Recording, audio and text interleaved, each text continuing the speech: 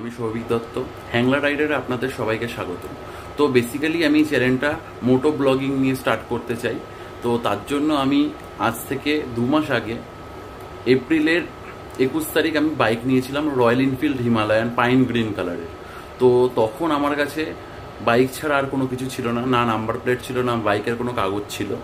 তো আজ 11 তারিখ, প্রায় 2 মাস কেটে গেল।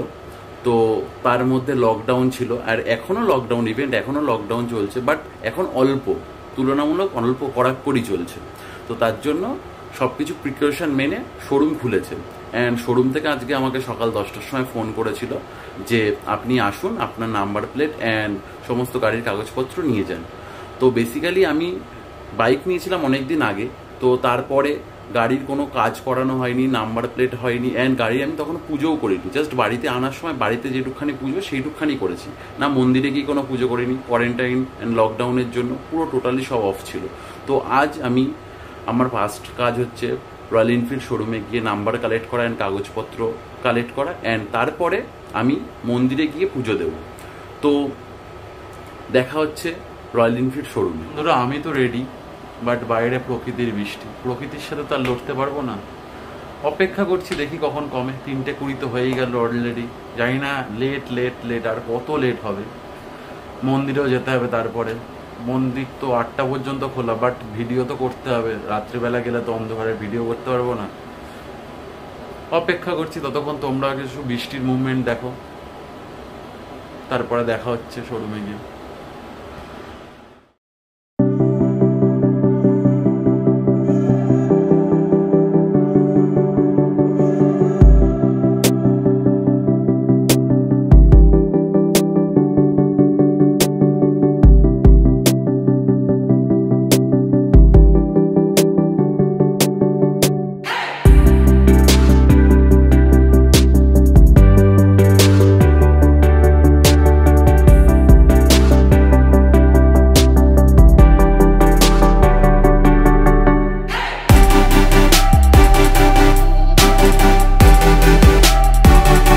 কমেছে 3:30-র সময়। তো এখন বেরোচ্ছি। এবার রাস্তায় তো আর ভিডিও করতে পারবো না, যেহেতু আমার কাছে ব্লগিং কিছু নেই, জাস্ট ফোন দিয়ে করা। তো দেখা হচ্ছে শোরুমে গিয়ে। আমি এখন রয়্যাল এনফিল্ড শোরুমে চলে এসেছি। তো কোভিড সিচুয়েশনের জন্য এখানে ভিডিও করা অ্যালাউ নেই, আমি তাও করছি। এখন জাস্ট পেপার ওয়ার্কটা কমপ্লিট হলো, নাম্বার প্লেট এখন লাগানো হচ্ছে পেছনে। তো দেখা হচ্ছে নাম্বার প্লেট লাগানোর পর। বন্ধুরা, আমি এখন রয়্যাল এনফিল্ড শোরুমের পেছনে আছি, যেখানে গাড়ির সমস্ত কাজকর্ম আর নাম্বার প্লেট লাগানো হয়।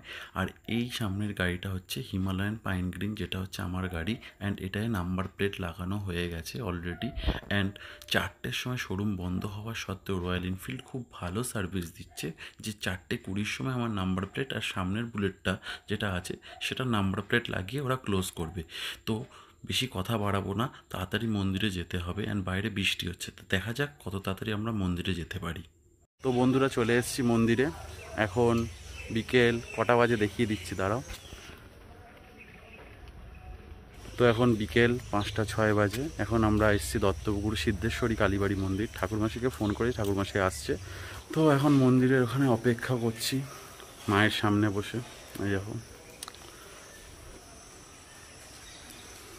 এই দড়িটা লাগানো হয়েছে, এর ভেতরে আর ঢোকা যাবে না। ভক্তরা সব বাইরে থেকেই যতটা কিছু করা যাবে। এরপর এর ভেতরে হচ্ছে একমাত্র পুরোহিতরাই ঢুকতে পারবে। তো এখনও পুরোহিত মশাই আসছে, তাই অপেক্ষা এখানে বসে আছি।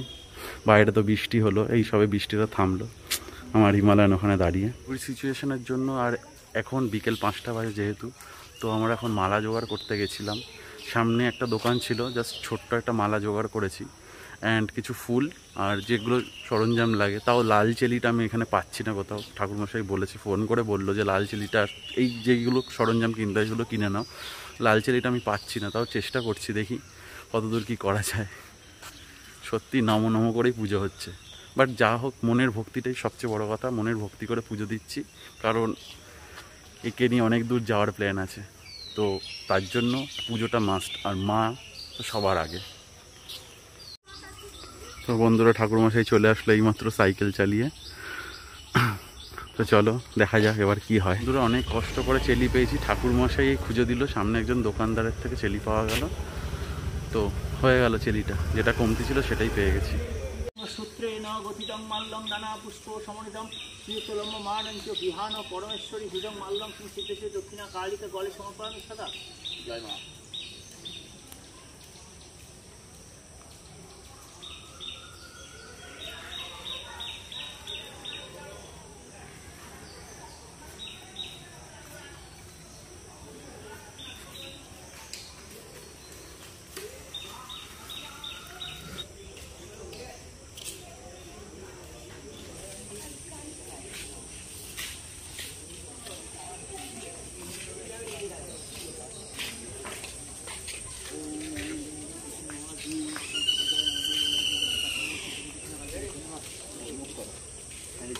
দেখি উঠে দেখবি নাকি?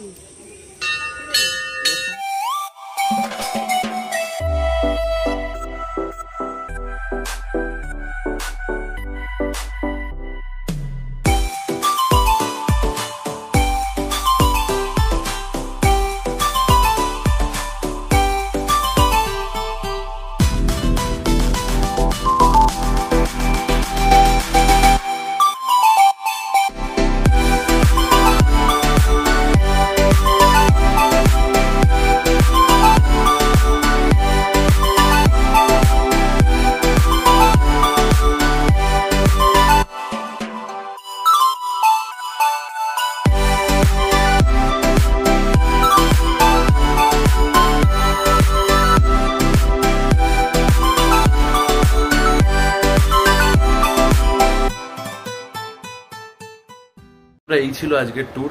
আশা করি যতটা বড় দেখানোর চেষ্টা করেছি।